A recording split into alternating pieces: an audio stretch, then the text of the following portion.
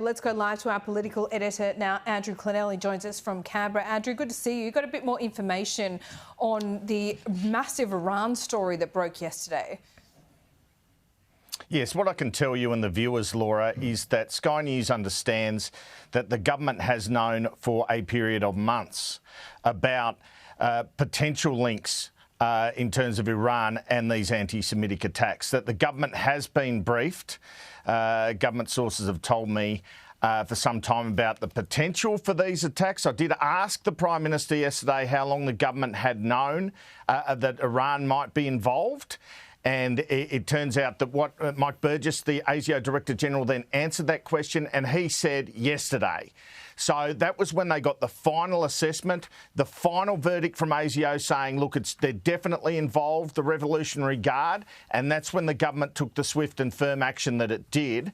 But it is my clear understanding, I have been told, that for a period of months, they knew that there was a potential Iranian government link here. Now, it is interesting in terms of the fact that it's quite likely in that time, I believe in that time, Anthony Albanese made his announcement about the recognition of a Palestinian state. Now, it's my understanding the government would argue in relation to that, we're talking about recognising Palestine, not recognising Hamas.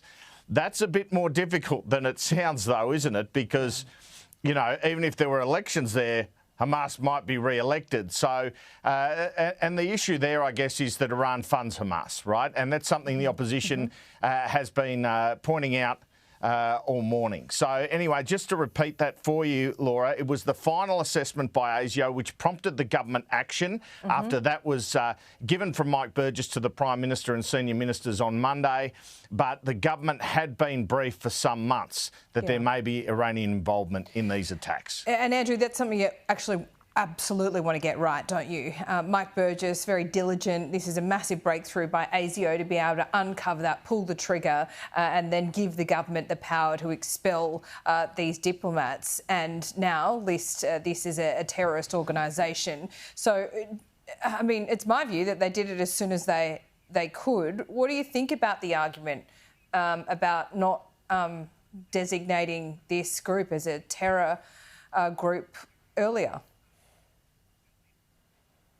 Well, that's a clear mistake. That's a clear mistake. So the Home Affairs Minister and the Foreign Minister, I think they're up this morning saying, well, when that was rejected, and that was rejected by Penny Wong, Mark Dreyfus, and then Home Affairs Minister Claire O'Neill, when James Patterson and others were calling for that, they're saying it's a different circumstance. You know, it was 2 years ago, we didn't know about these attacks. At that time, however, there was publicity that in Europe, the Revolutionary Guard was paying for anti-Semitic attacks, paying off Hell's Angels. So they've just brought that model here, that has already been part of open source information that they were doing that in Europe. So I think that's a clear mistake. I might also point out, in terms of this news I've just revealed, the government has been briefed for months there could be Iranian links.